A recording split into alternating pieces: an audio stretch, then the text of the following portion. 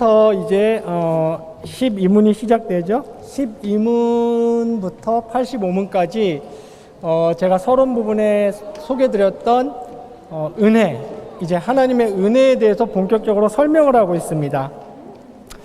자, 그러면 우리가 앞서서 이 하이델베르크 교리문답은 무엇을 확인했습니까?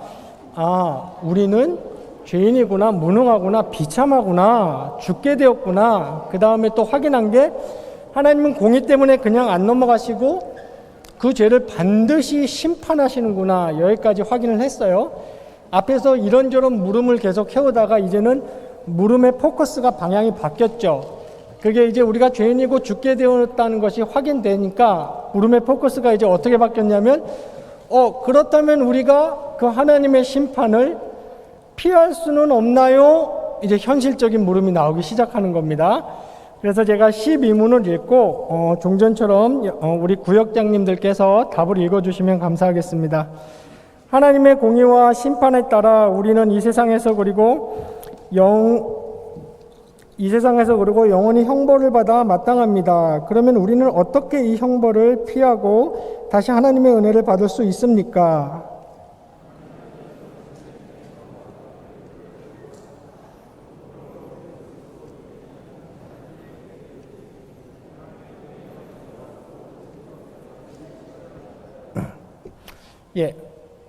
피할 수 있는 방법이 있다. 일단 그렇게 답을 했어요. 그런 다음에 여기서 형벌이라는 개념이 나옵니다. 우리가 이 형벌의 성격에 대해서 좀 분명히 하고 넘어갈 필요가 있습니다. 성경에서 인간의 세상에 타락이라는 이제 끔찍한 신을, 창조주를, 주 여호와를 대항하는 타락이라는 끔찍한 일이 일어나고 죄와 악의 요소가 인간 세상에 들어왔고 그 다음에 어떤 게 펼쳐졌습니까? 그때부터 인생은 기본적으로 본질적으로 고난과 질고입니다. 고난과 질고. 기본적으로 고난스러운 것이 인생이 되었는데 이건 역시 형벌의 한 형태가 맞고요. 또 하나, 저와 여러분이 개인적으로 살아가시면서 하나님의 말씀을 어겼고 불순종했고 할 때마다 벌을 받죠. 그것도 형벌의 한 형태가 맞습니다. 그런데 여기 지금 교리문답에서 말하는 이 형벌은 가장 본질적이고 근본적인 형벌인데 이것을 성경은 뭐라고 얘기하냐면 존재가 영원히 극심한 고통 가운데 존재하게 된다 이렇게 말합니다. 이걸 간략히 성경에서는 지옥 형벌 이렇게 얘기를 합니다. 그러니까 성경은 두 가지 생명을 얘기해요. 비오스라는 단어로 우리가 갖고 있는 생물학적인 생명이죠.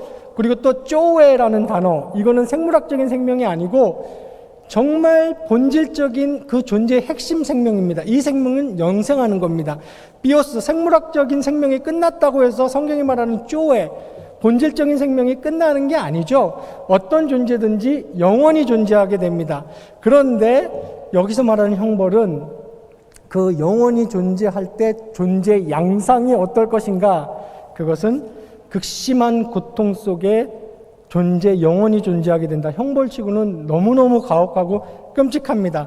그럼 왜 그런 형벌을 받느냐? 그럼 우리 죄의 본질도 좀 확인해 봐야겠죠? 죄는 이런저런 양상이 나타납니다. 교만하고 음란하고 굉장히, 그런데 죄의 본질, 그러한 것들이 왜 나타나는지 본질을 본다면 딱 한 가지예요. 신에 대한, 그러니까 하나님에 대한 신뢰를 갖지 않는 게 죄의 가장 큰 본질입니다. 세 가지에 대한 신뢰죠. 신존재, 하나님이 존재하신다. 하나님이 일하고 역사하고 세상을 운영해 나가신다. 그리고 또 인간이 따라야 할 뜻, 계시라 그러죠. 우리 말씀. 이 존재와 일하심과 하나님의 계시, 즉 말씀에 대해 신뢰하지 않는 거예요. 이건 여러분이 조금 구분하셔야 되는 게, 저와 여러분 같은 경우는 신뢰 자체는 가지고 있지만 우리의 삶의 현장에서 이 신뢰를 발휘할 때는 부족함이 많아요. 그죠? 근본적으로 신뢰를 가지고 있지만 발휘할 때는 부족함이 많습니다. 근데 이건 괜찮아요. 왜냐하면 우리는 우리 주 예수 그리스도의 보혈의 옷으로 입고 있기 때문에 나중에 배울 겁니다. 그러나 여기서 말하는 형벌의 그 죄는 신뢰 자체를, 인간이 신에 대한, 하나님에 대한 신뢰 자체를 안 가지고 있는 겁니다. 그러니까 그 신뢰의 삶의 실존적 실행하고는 다른 문제예요. 본질적으로 애티튜드가 그런 신뢰를 갖고 있지 않는 거죠. 그래서 그 죄에 대한 벌은 영원히 고통 가운데 현존하게 존재하게 된다는 것이 벌입니다. 그런데 피할 수 있어요? 그랬더니 여기서 피할 수 있습니다. 답을 했습니다.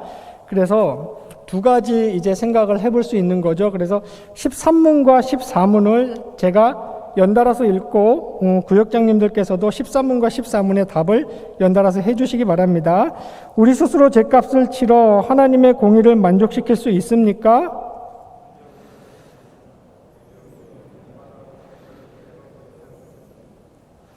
그러면 우리를 대신해서 다른 어떤 피조물이 하나님의 공의를 만족시킬 수 있습니까?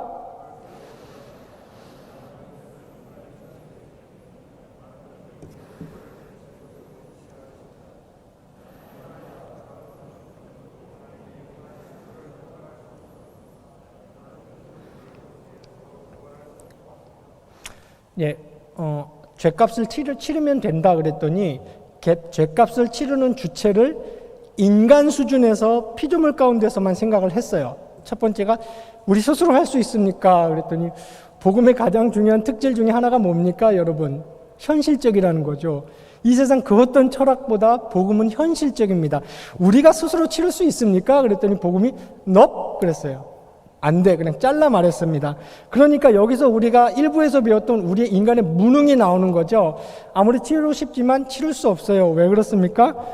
우리는 그것을 치를 만한, 여기서 우리는 이제 중생받지 않은 인간 상태를 말합니다. 그러니까 성경은 인간이 죄인이다, 인간이 죽었다 이렇게 표현할 때 죽었다는 것은 무엇이 좀 부족하고 결핍되었다는 말이 아니라 아예 아까 제가 말했던 진짜 생명이 없다는 겁니다. 그러니까 그런 사람들한테 자, 예수 믿으세요, 여기 생명의 밧줄을 빨리 잡으세요 하고 던져줘도 못 잡아요. 왜 못 잡습니까? 죽었어요.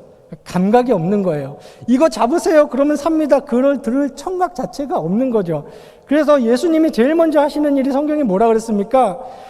새로운 생명을 아예 주는 겁니다. 새로운 생명을 주서 중생을 시킨 다음에, 그래서 새로운 감각을 갖게 되면 예수 믿으세요 그러면 하고 반응을 하게 되는 거죠. 그래서 여기서 우리는 못합니다 할 때는 우리는 아예 죽었습니다. 아예 무능합니다. 이거 스스로 해보세요 하는 소리조차 못 듣습니다라는 뜻이고, 다른 피조물에서도 안 됩니다. 왜 그렇습니까? 하나님의 공의의 성격 때문이죠. 우리가 배웠듯이 하나님의 공의는 완벽합니다. 그래서 인간 존재가 죄를 지었기 때문에 인간 존재가 죄값을 치러야지 다른 피조물, 그죠? 존재하는 존재 세계의 다른 피조물이 그 죄값을 치러서는 하나님의 공의에 어긋난다. 제 길이 막혔어요. 완전히 막혔어. 그냥 꼼짝 없습니다. 근데 마지막 15문에서 우리에게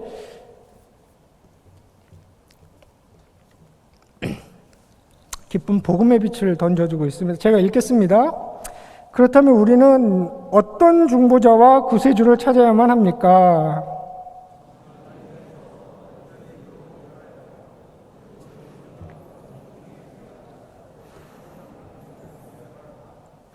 예, 늘 그렇지 않습니까? 우리 구역장님들께서도 자주 신앙생활하면서 경험하시지만 우리에겐 답이 없죠.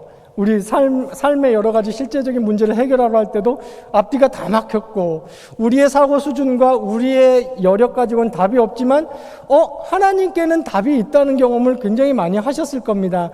이 구원의 본질도 똑같습니다. 피조세계에서는 답이 없어요. 그런데 하나님께는 답이 있었어요. 그것이 무엇이냐면은 참 의로운 인간이면서 13문의 요구를 충족시키는 겁니다.